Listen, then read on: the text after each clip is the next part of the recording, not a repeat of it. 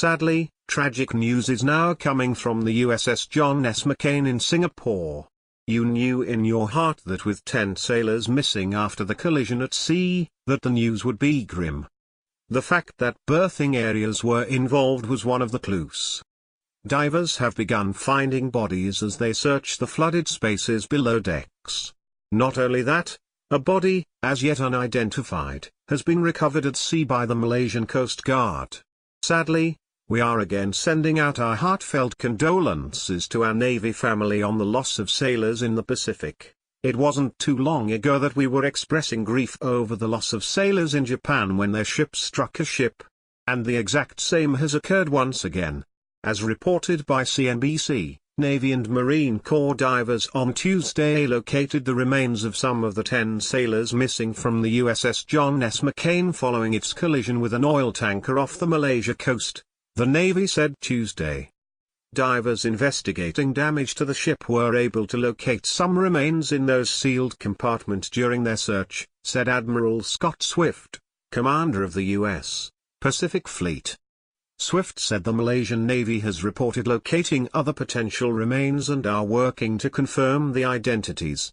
Naval ships from Singapore and Malaysia were aiding the U.S. Navy in a massive search that was continuing Tuesday, Swift said. The McCain, a guided missile destroyer, was about 5 miles off the coast of Malaysia and headed for routine port visit to Singapore when it collided with the Liberian-flagged Alnic MC, 600-foot oil and chemical tanker. And as reported by Fox News, this marked the 4th mishap for U.S. Navy ships in the Pacific since February. Aside from the USS McCain and USS Fitzgerald incidents, the Navy cruiser USS Antietam ran aground dumping over 1,000 gallons of oil in Tokyo Bay in February. In May, another cruiser, USS Lake Champlain, hit a South Korean fishing vessel. However, it's time we ask a more important question. What is happening in our military? If you recall, we've written previously about aviation mishaps being on the increase in our military. And recently we had a C-130 aircraft crash killing all on board, and a U.S. Army Black Hawk helicopter crash in Hawaii with no survivors. This rash of naval mishaps in our Pacific Fleet is very disconcerting and all comes back to the issue of training and readiness.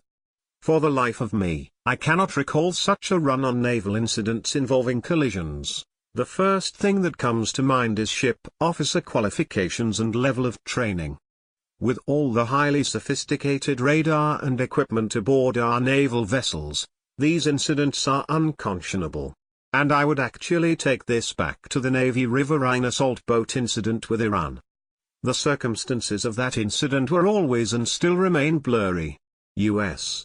Navy officers do not surrender their ships, and the excuse about mechanical issues just didn't add up.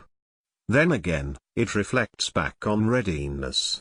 I sincerely doubt those assault boats departed without full maintenance checks and verification.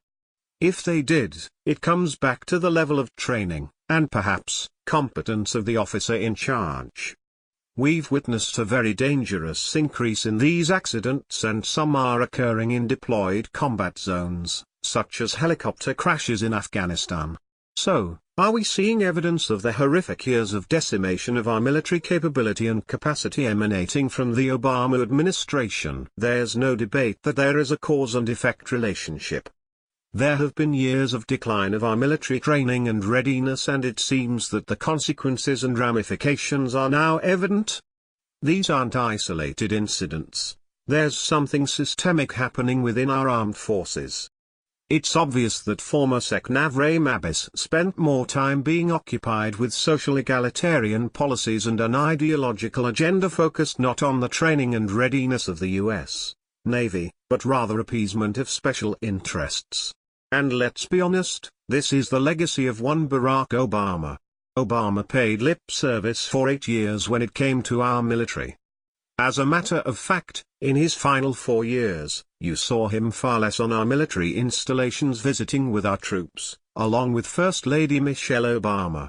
Obama's vision for our military had less to do with a capable force able to be a credible deterrent, but rather was all about social engineering and his warped interpretation of fairness, Thanks to his undermining of our military, soldiers, sailors, airmen, and Marines are losing their lives because the emphasis in the Obama years was not on training and readiness of our force.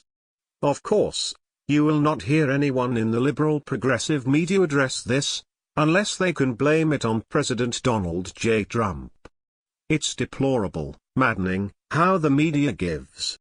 There is more here, keep reading,